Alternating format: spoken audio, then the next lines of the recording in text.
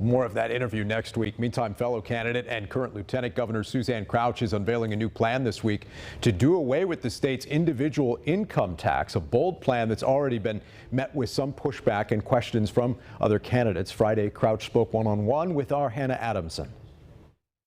Says, I travel the state and visit Hoosiers at their places of business, in their homes, at ribbon cuttings, groundbreakings, wherever they are being crushed by the high inflation, the high cost of living, Bidenomics. They're paying more for their groceries, they're paying more for their gas, they're paying more for their school supplies. And we have an opportunity as a state to be able to eliminate Indiana's income tax and give money back to Hoosiers. And I trust that Hoosiers know how to spend their money better than the government does. So this is an opportunity for us to be able to give money back to Hoosiers.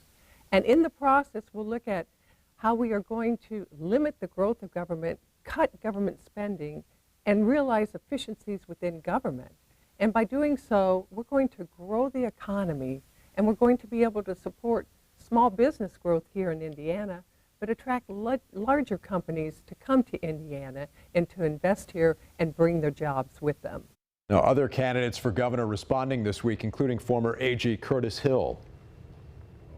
As a conservative, I'm all for doing whatever we can to reduce taxes. I'm a little concerned about the lieutenant governor's statement.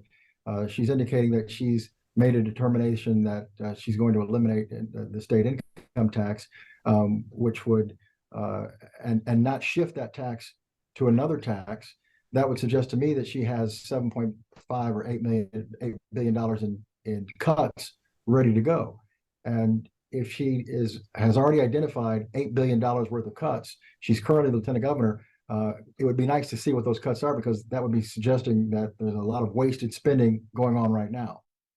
There's also been talking a lot this week about mask mandates, critical of the Holcomb administration's approach in 2020, now with a handful of universities in other parts of the country reimposing some mandates as COVID cases start to rise again. Hill issued this statement saying, as governor, I stand ready to fight any state or national mandates that come to my desk and defend our liberties from government regulation. He said Hoosiers are ready to move on and rebuild. I'll make sure our state is able to do so. We should note there's currently no indication of any looming mandates at the state or national level, with hospitalization numbers rising, though still well below the numbers from this time last year.